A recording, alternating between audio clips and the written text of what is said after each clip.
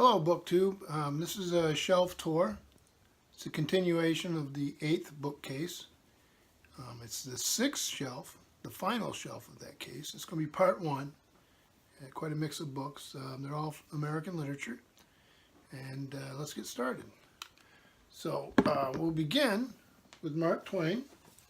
Now, I have the first volume of this new autobiography set. I'd like to get the other two. Volume 1, edited by Harriet Eleanor Smith and other editors of the Mark Twain Project. The complete and authoritative edition. This is University of California Press, Berkeley, LA, and London. And let me see if we've got a date here. They probably do, it's just hard to see.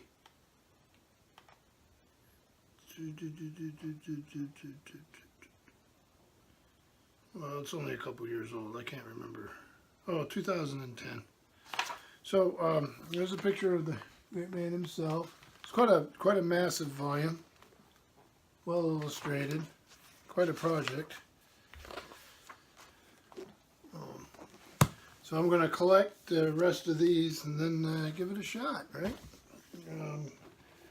The next here is Huckleberry Finn, illustrated by Norman Rockwell. Really old, less than perfect edition, but one I've had for a long time. This is a Heritage Illustrated Bookshelf, New York, the Heritage Press. And this is from 1940. It's been around a bit. Norman Rockwell, most of you will recognize his name. And that's the illustrations for Huckleberry Finn.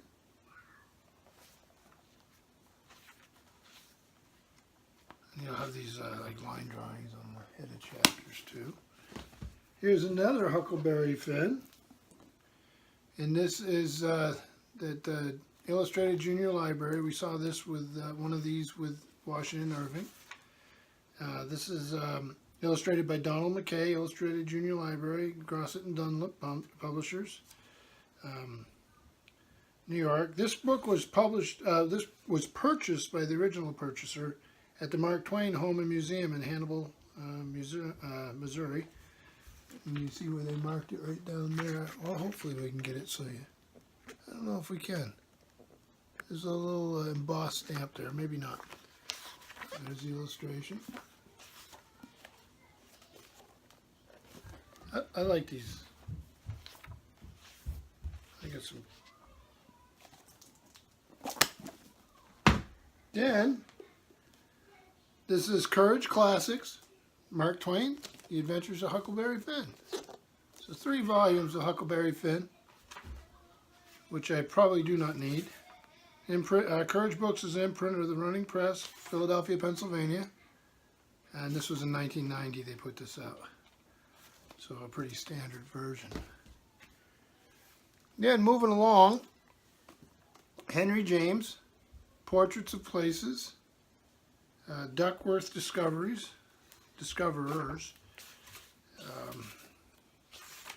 This was put out in 2001.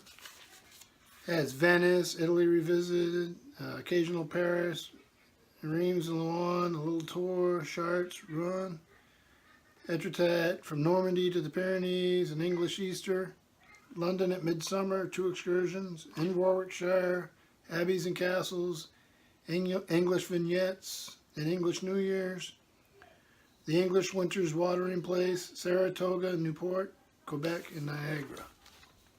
So little travel pieces, which I to tell you the truth is what I prefer of Henry James, is the travel pieces. Then here's one of these slip-cased Library of America things. I've got a lot of the black dust-jacketed Library of America, which I like. But this is nice. So this is Henry James, Essays, American and English Writers.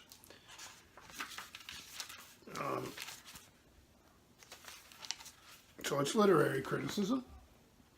Again, something I prefer to the novels myself. So it has Essays in Literature, American Writers, English Writers, a chronology, a note on the text, notes, and index. So, yeah, it's literary criticism. nice volume. And then we work our way into a writer that a lot of New Englanders still read. This is Kenneth Roberts, Lively Lady.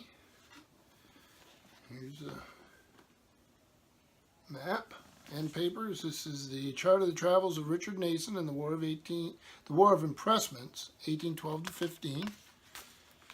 This would have been Doubleday and Company Incorporated, Garden City, New York, 1946. This is The Lively Lady, A Chronicle of Arundel, of Privateering, and the Circular Prison on Dartmoor. And this is really interesting because this is not a first edition. That's all the printing up to the point of this. So it's called a bibliographic note, and this is from June 17th, 1946, and it was originally first printed April 7th, 1931. And then moving right along here, Oliver Wiswell, also by Kenneth Roberts. No dust jacket on this one. And this was New York Doubleday, Durand and Company, 1940, and this is a reprint of December 20th, 1940. It was first published November 22nd of the same year. And this is Thomas Buell's map of Loyal, Long Island, 1776 to 1783. So this is a story of a loyalist in the American Revolution.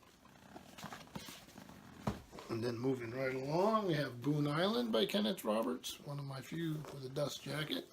Great picture of the author there.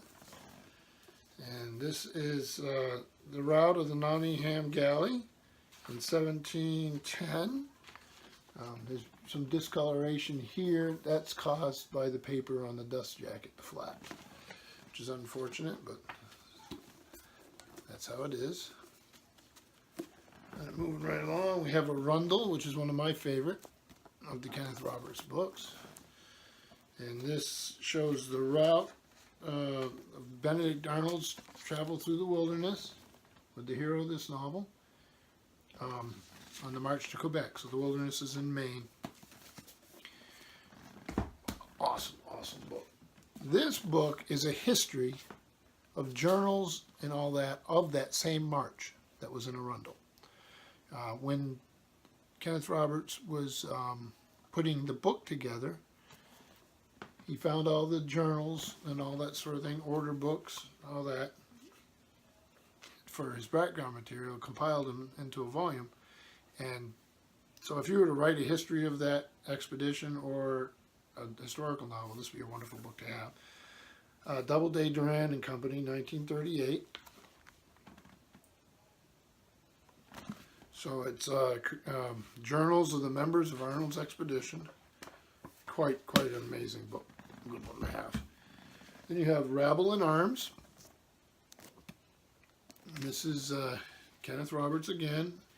This is the story of the Northern Army, General Johnny Burgoyne for the British, and the Northern Theater of the war, led to Saratoga, and which changed everything. So, moving right along, we have Kenneth Roberts' Northwest Passage, again without a dust jacket, unfortunately. And this is Robert Rogers and his Rangers. And this is the expedition against St. Francis, 1759, French and Indian War. So again, the same general area, Vermont, Maine, New Hampshire, Quebec. So this is Doubleday and Company, Garden City, New York. And this was originally from 1936. This is 37. So I don't know if this was ever, might have been a book club. It has that feel you get sometimes with a book club. Then, so that means we're done with Kenneth Roberts. And then next thing I have here is right down the road was the summer home of Maxwell Perkins, the legendary editor for Scribner's. And for the library in that town, as a fundraiser, they printed this book, The Family Letters of Maxwell Perkins, edited by Bertha Perkins Frothingham, Louise Perkins King, and Ruth King Porter. And they're just family letters, sort of with some sketches and that sort of thing. Of interest, local interest there. And then I'm going to finish the first half here with a little Viking portable library. without a dust jacket again, but that's the way it is. Thomas Wolfe, the portable Thomas Wolfe, New York, the Viking Press, 1946. And here's the title page. I'll get you there. And edited by Maxwell Geismar. The novels, Look Homeward Angel, Of Time in the River, Web in the Rock, You Can't Go Home Again, has criticism and autobiography, the story of a novel, has short stories, From Death Till Morning and Hills Beyond. Obviously it doesn't have the full novels. Each one of his novels would seem to be pretty huge. So that's the 8th bookcase, the 6th shelf, the first half of that. Part 1, in other words. And thank you, BookTube.